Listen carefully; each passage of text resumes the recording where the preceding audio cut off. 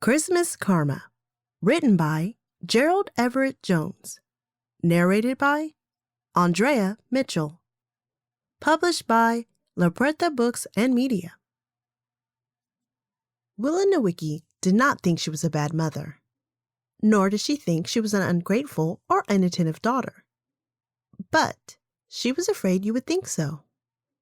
Not necessarily you personally, but anyone who didn't know her and attended to her story. If you learned just the facts and not the mitigating circumstances, she worried you might judge her harshly. And, although she seriously doubted there could be anything like an afterlife, if it turned out that she would indeed be judged there, she was worried it might not go well for her. But she's not telling her story here. I am. And who am I? That's difficult to explain, but no need to be coy. I exist in that next life. It's not what people think of as heaven so much as a place in between. Now, I'm no angel. I certainly wasn't when I lived as you do. But that notion is close enough. You might say, as an adult might explain to a curious child, that I'm Willa's guardian angel.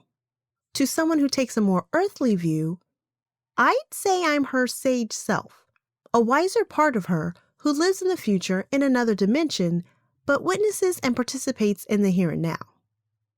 Here being Pasadena, and now being the advent of a Christmas season in the second decade of the 21st century. Oh, and to be clear, just because I describe my situation as in between, I don't mean to imply, much less promise, the existence of a heaven. Like you, I haven't been there, and I have no more information than you do about it. But you might take as evidence, as I do, that the reality of my influence on the earth plane is a strong suggestion that there is at least one other dimension besides yours. That is, the one I'm in. I suppose the crucial question is whether there exist other dimensions, which neither of us has yet experienced. No need to get technical here, but I don't have much in the way of supernatural powers. However, from my dimension, I can observe events along the flow of time, see through walls even.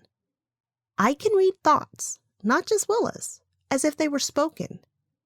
I can glimpse more of the future than you are able to guess, but not too much more. And I can mind the past in meticulous detail. However, since I don't have a body on the physical plane, I can't take action. I can't move so much as a saucer under a teacup. The most I can do is advise, and much of the time, my advice is either not heard or is ignored. Quite often, it's misinterpreted. Then there's a mess I must try to get a living human like you to help me clean up. Another way you might think of me, I'm Willa's karma administrator. Who gave me that job? Hey, enough with the questions. You should get it already that I'm not all-knowing. And who are you? Honestly, I have no idea. As I write this, more precisely, as I advise the author to write this, I can't predict who, if anyone, will pick it up and invest the necessary attention span. But I do know, if you continue to read, it's because you were drawn here at a particular time in your own earthly life at exactly the point at which something contained in these pages will prove valuable to you. Or perhaps just amusing. Mind you, I'm not making claims or promises here. I can't tell you what that engaging tidbit will be. You will be the one to discover it, and it may have value only to you. You might not even know you found it until sometime later when you find it of use.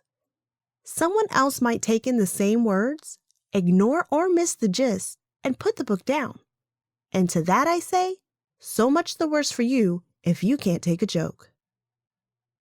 Gerald Everett Jones is the author of the art history novel Bonfire of the Vanderbilts. The first book in his new mystery series is Preacher Finds a Corpse. He's also the host of Get Published Radio. Find help for self-published authors and free podcasts at getpublishеdradio.com.